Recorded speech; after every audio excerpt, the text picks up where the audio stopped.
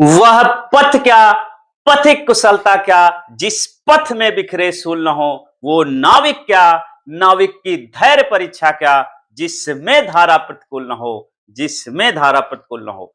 दोस्तों, पथिक वही हुनरफुल होता है, पथिक वही हुनरफुल होता है जो पथ को आखिरी चरण तक पहुंचने की आकांक्षा रखता है। अर्थात रास्तों में चलने का हुनर उन्हें ही आता है जो रास्तों को बीच में नहीं छोड़ते। तो दोस्तों, वीडियो के अंत तक आप जरूर बने रहेंगे क्योंकि आप रास्तों को छोड़ने वाले नहीं हैं। आईबीपीएस क्लर्क 2025 प्री का एग्जाम हो चुका है, फर्स्ट शिफ्ट का, और उसका रिव्यू हम लेकर आए हैं। आपके जितने भी प्रश्न होंगे, आखिर उसका कठिनता का लेवल क्या था, इसका सेफ स्कोर क्या होगा, और विभिन्न सेक्शन से कौन कौन से प्रश्न आए, कहां कहां से प्रश्न आए, किस सेक्शन से, किस क्षेत्र से ज्यादा प्रश्न आ रहे हैं, इन सभी प्रश्नों के उत्तर आपको वीडियो के अंत तक जरूर मिल जाएंगे। पेपर था, उसमें 3 सेक्शन थे। एक न्यूमेरिकल एबिलिटीज, दूसरा सेक्शन था रीजनिंग का, और तीसरा सेक्शन था इंग्लिश का। दोस्तों, ये सभी 20-20 मिनट में आपको पूरे करने थे। और देखते हैं कि न्यूमेरिकल एबिलिटी का सेक्शन से कैसे प्रश्न आए। दोस्तों, ये जो लगभग 15 क्वेश्चंस, 15 प्रश्न आपके, ये बहुत इजी लेवल के थे मैथ में, और इसके ऊपर लगभग 14 प्रश्न आपको मॉडरेट लेवल में देखने को मिला होगा। दोस्तों, ये इजी और मॉडरेट, डिफिकल्ट, इस बात पर भी निर्भर करता है आपकी तैयारी क्या है। ये जो हम अभी बता रहे हैं, ये सभी का औसत बता रहे हैं, एवरेज बच्चों का स्टूडेंट बता रहे हैं। कि कई बार हम अपने कोर्स को बेचने के चक्कर में अपना ही बंदा भेजते हैं और वो बोलता है कि मैं 35 में 35 मैथ करके आया हूं। फोन करके वही कहता मैं 35 रीजनिंग करके आया हूं, 30 में 30 इंग्लिश करके आया हूं। तो दोस्तों, उसका ऐसा नहीं है, ऐसे भी बच्चे होते हैं। एक 1% बच्चे होते हैं, उससे भी कम बच्चे होते हैं कि जी 30 में 30, 35 में 35 और नंबर करके आते हैं और इक्यूरेसी के साथ। लेकिन कुछ ही होते हैं, रेयर होते हैं, लेकिन हम कॉमन बात कर रहे हैं। अब इस सेक्शन में कुछ प्रश्न टफ भी है। रीजनिंग सेक्शन की बात करें तो रीजनिंग सेक्शन में जो 16 क्वेश्चन थे, बहुत ही इजी लेवल के थे। ये 16 क्वेश्चन बहुत ही इजी लेवल के थे, और लगभग 14 प्रश्न, 14 प्रश्न आपके मॉडरेट लेवल के थे, और इसमें 5 से 4-5 क्वेश्चन भी हार्ड लेवल के थे जिन्हें करना मुश्किल हो रहा था। दोस्तों, अब हम इंग्लिश की बात करें, इंग्लिश सेक्शन की बात करें तो इंग्लिश सेक्शन में लगभग 14 क्वेश्चन, 13-14 क्वेश्चन जो है बहुत ही इजी लेवल के थे, और 7-8 क्वेश्चन मॉडरेट लेवल के थे, और 5-6 क्वेश्चन ये भी हार्ड लेवल के, कठिन लेवल, डिफिकल्ट लेवल के थे। दोस्तों, तो इस प्रकार सेक्शन वाइज डिफिकल्टी का लेवल ये रहा। दोस्तों, अब देखते हैं हर सेक्शन से कहां से कितने कितने प्रश्न पूछे गए। तो हम पहले देखते हैं कि रीजनिंग सेक्शन में कहां से प्रश्न पूछे गए। दोस्तों, रीजनिंग सेक्शन में बॉक्स बेस्ड पजल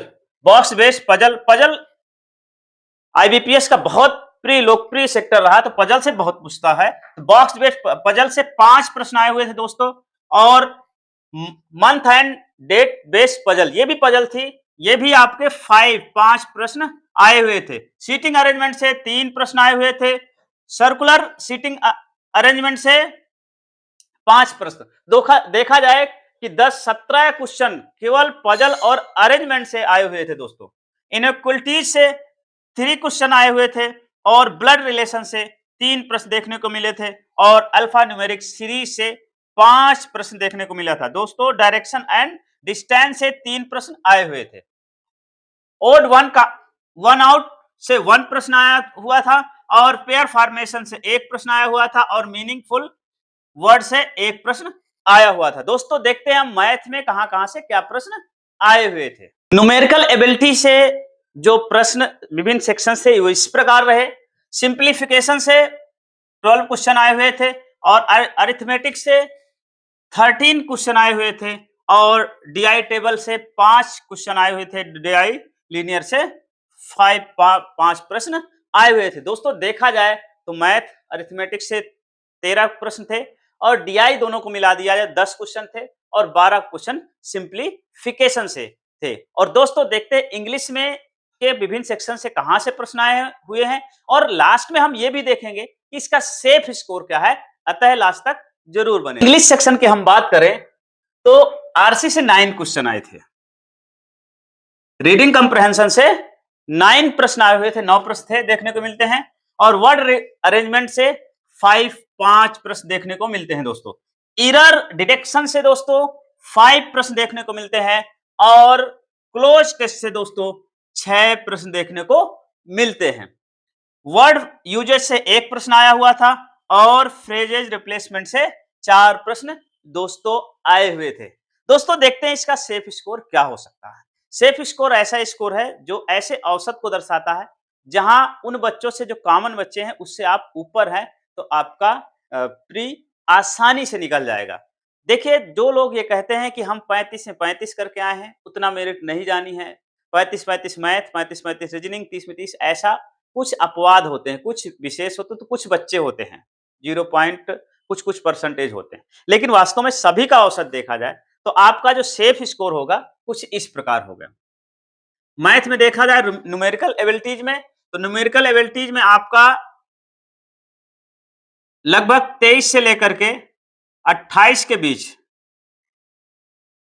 23 से लेकर के 28 अटेम्प्ट है और इतने मार्क्स ला रहे हैं तो आप बहुत ही सेफ जोन में है। ये अटेम्प्ट भी कह सकते हैं, लेकिन इतना अटेम्प्ट आपने किया है तो आप अच्छी कंडीशन में रहेंगे। रीजनिंग का गुड अटेम्प्ट या कह सकते हैं लगभग 25 से 30 और इंग्लिश का जो गुड अटेम्प्ट है वो है 20 से 25।